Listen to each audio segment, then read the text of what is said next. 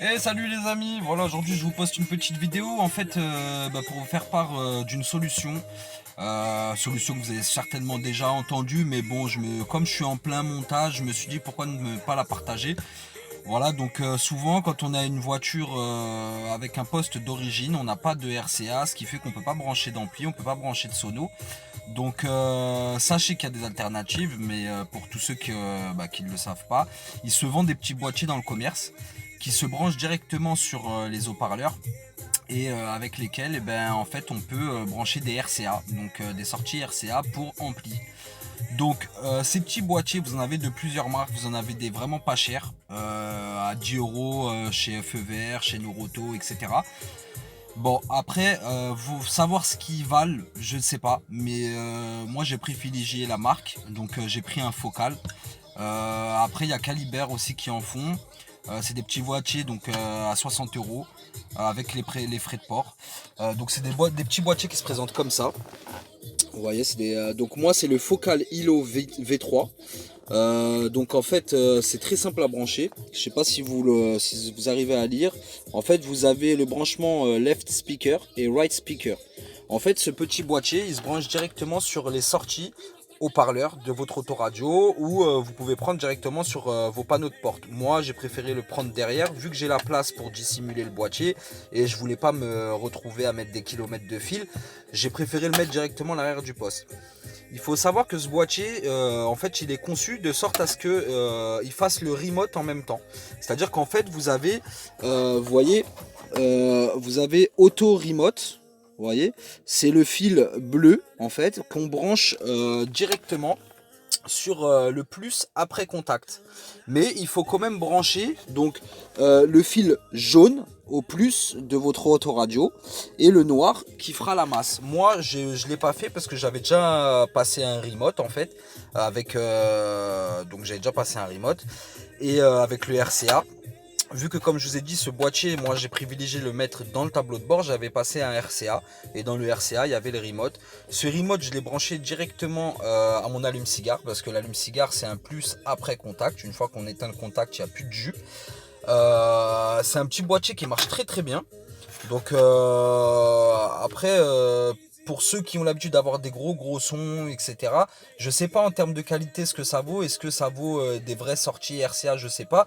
Sachant que c'est Focal qui le fait, je pense que c'est quand même correct. Donc je vais vous faire écouter le son d'origine. Je sais pas si on va entendre les basses après, mais ça c'est mon son d'origine.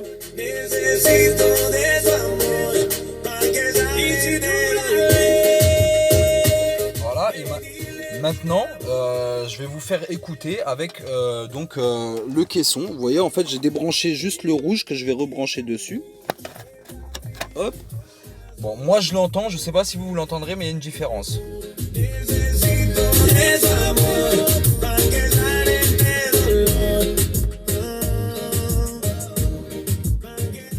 Voilà, après, faut savoir que moi je viens de l'installer, du coup il n'y a aucun réglage qui est fait au niveau de l'ampli, etc. Donc là je vous le branche vraiment comme ça. J'avais fait un test, bien évidemment, avant de vous faire la vidéo, j'ai essayé si ça fonctionnait, et après je me suis dit pourquoi ne pas faire une vidéo. Donc voilà les amis, vous savez qu'il y a une alternative. Il y a des petits boîtiers qui se vendent 60 euros sur internet. Voilà, moi encore une fois je vous conseille de prendre de la marque plutôt que de prendre ce qu'on trouve dans le commerce. Déjà on voit celui-là il est en métal, c'est de la ferraille. Ce qu'on trouve dans le commerce en général c'est des trucs en plastoc, de fabrication douteuse. Faut savoir que ces boîtiers là en réalité on pourrait se passer de ce boîtier en fait, en branchant un RCA, en fait, juste le fil qui est à l'intérieur, donc le fil de cuivre, vous le branchez sur une sortie de vos haut-parleurs et ça vous fera un RCA. Seulement, ce qui se passe, c'est que quand vous allez démarrer votre voiture, vous allez entendre un bruit parasite. Ce bruit parasite, en fait, c'est l'alternateur qui le produit. Me demandez pas pourquoi l'alternateur et pourquoi ce bruit, je ne saurais pas vous dire, je suis pas électrotechnicien. Maintenant, ce que je sais, c'est que ça le fait. Donc bien souvent, quand on a une installation un peu bidon, on entend dès qu'on met le contact un zzzz, et dès qu'on accélère, ça fait zzzz. Et ben en fait c'est parce qu'il y a des parasites. Et ces boîtiers là en fait ils sont conçus pour ne pas pour stopper en fait ces parasites. Il y a un filtre à l'intérieur. Et c'est pour ça que je vous dis ceux de marque douteuse, je sais pas si ça vous apportera la même qualité de son. Donc pour 60 euros, sachant que c'est un boîtier bah, qui dure longtemps, hein, je pense, et puis de toute manière, il est garanti de mémoire 3 ans. Faudrait que je regarde sur la facture que j'ai reçue, mais il me semble que c'était 3 ans de garantie.